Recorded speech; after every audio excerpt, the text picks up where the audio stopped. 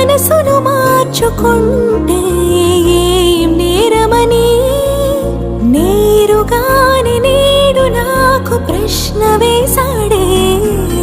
గతములు తవ్వుకుంటే